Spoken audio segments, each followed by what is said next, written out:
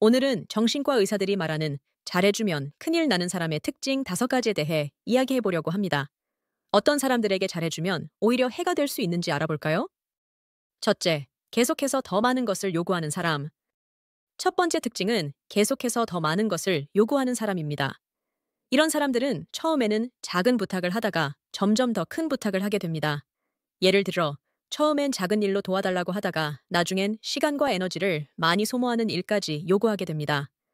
이들은 본인의 요구가 점점 커지고 있다는 것을 인지하지 못하거나 인지하더라도 신경 쓰지 않습니다.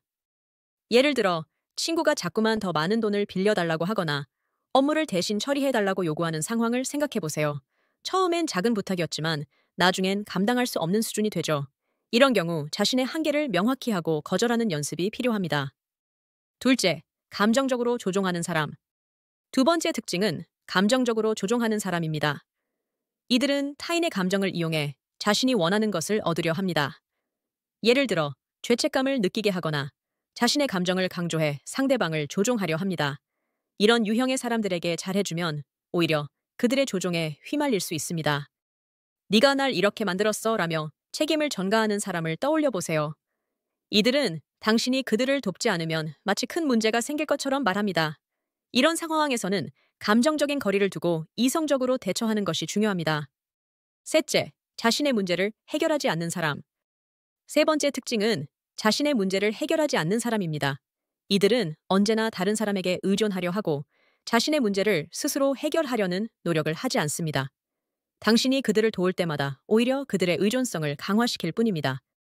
항상 문제를 일으키는 동료가 자신의 실수를 인정하지 않고 당신이 대신 해결해 주길 바라는 경우를 생각해 보세요. 이런 경우 그들이 자신의 문제를 직접 해결할 수 있도록 격려하고 스스로 책임지게 하는 것이 중요합니다. 넷째, 인정받기 위해 잘해주는 사람. 네 번째 특징은 인정받기 위해 잘해주는 사람입니다. 이들은 자신의 행동이 인정받기를 원하며 그 대가로 당신에게 잘해줍니다. 하지만 그들의 진짜 목적은 당신을 돕는 것이 아니라 자신의 가치를 높이는 것입니다. 어떤 사람이 당신에게 지나치게 잘해주고 그에 대한 대가로 끊임없이 칭찬을 요구하는 상황을 떠올려 보세요.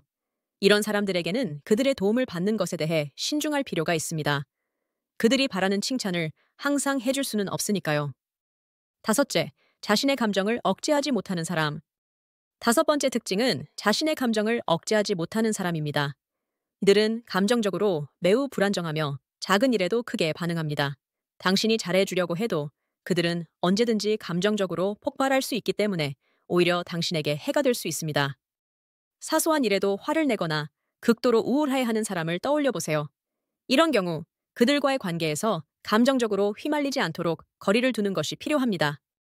오늘은 잘해주면 큰일 나는 사람의 5가지 특징에 대해 알아보았습니다.